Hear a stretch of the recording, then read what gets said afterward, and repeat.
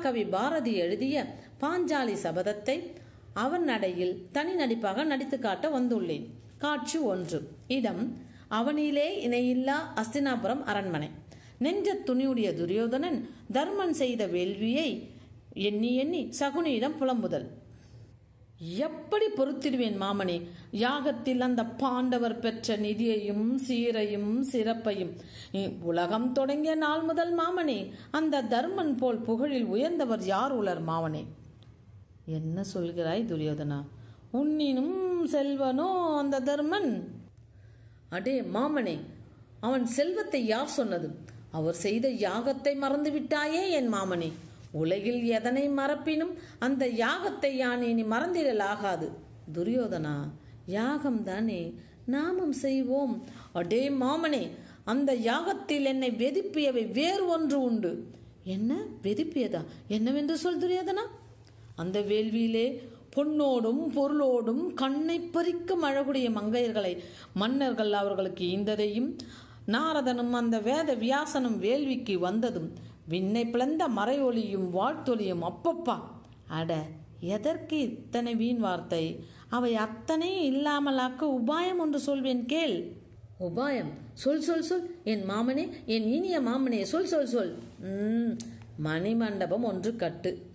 மண்டபம் காண வாரீர் என்ன அழை அந்த பாண்டவரை. அழைத்து சூது செய்ய கொள்ளவோ அல்லது அங்கேயே போர் செய்து கொள்ளவோ? சொல் சொல் சொல் சொல் என் மாமனே. சூது செய்வோம் துரியோதனா, ஆனால் கொள்வதற்கல்ல. பிறகு எப்படி வல்ல? சொல் சொல் என் மாமனே. மெல்ல அவரை சூதாட்டம் விளையாட அழைத்தால் நொடியில் அவர் பெற்ற செல்வம் அத்தனையும் உன் காலடியில் வேலை செய்வேன் நான். என் சூதின் திறம் அறிவாய் நீ.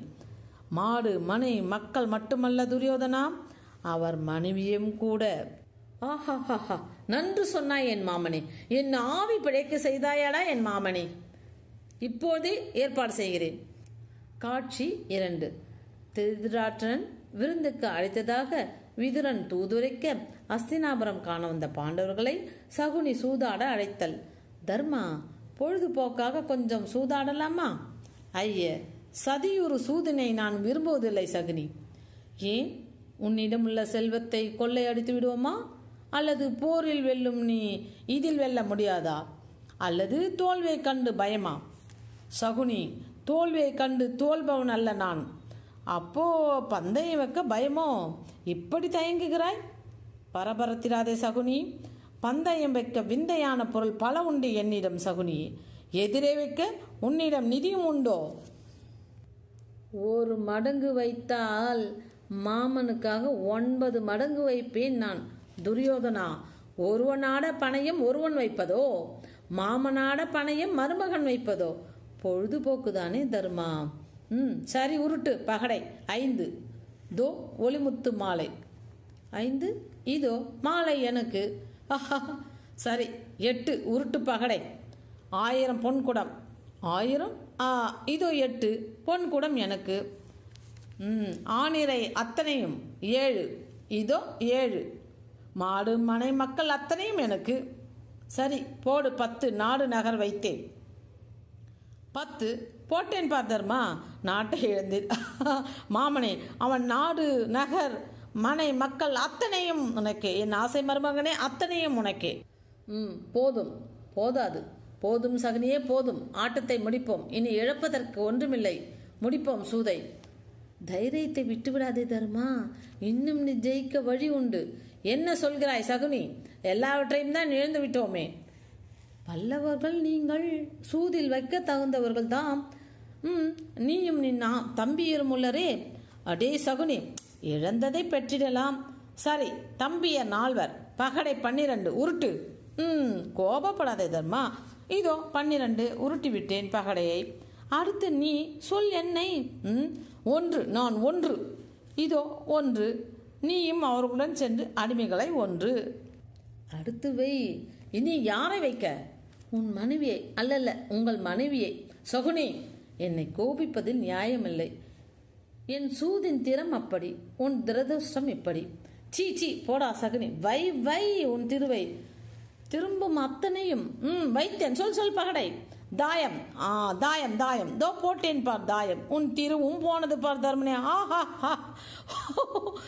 என் துயர் தீர்த்தாயடா மாமனே, என் தெய்வம் நீயடா மாமனே, உதிரம் சிந்தாமல் தந்தாயடா மாமனே, உன்னை உச்சி மீது வைப்பேனடா மாமனே. ஆஹா, அடே காவல் செல், அந்த திரௌபதியை இழுத்து வா.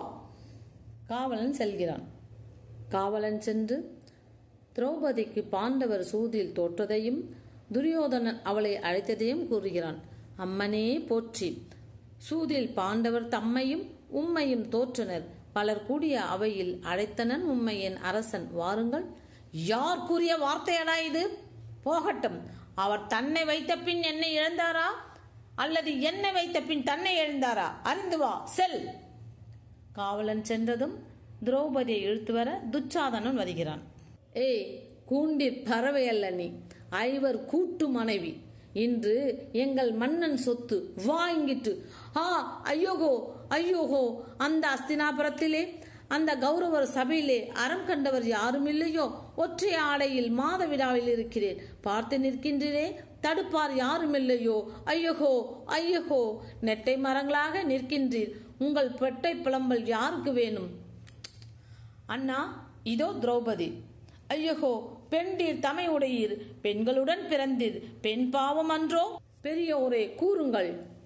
தர்மத்தின் வாழ்வுதனை சூது கவ்வும், தர்மம் மறுபடியும் வெல்லும். சீச்சி, யாருக்கு வேண்டும் உங்கள் உபதேசம்? திரௌபதி, புலம்பியது போதும், வந்து என் தொடை மீது அமர். தம்பி துச்சாதனா, களையடா அவள் மேலாடையே. ஐயோகோ ஆயர்குல கண்ணா, ஆடைக்குளவுற்று நிற்கிறேன், அடைக்கலம் நீயே கண்ணா, மணிவண்ணா கண்ணா, அறிவோம் அறிவோம் அறிவோம். கண்ணன் அருளால் திரௌபதியின் ஆடை துச்சாதனன் கழட்டிட கழட்டிட புதிது புதிதாக வந்து கொண்டே இருக்க துச்சாதனன் மயங்கி விழுந்து விட்டான். திரௌபதி சபதம் செய்கிறாள்.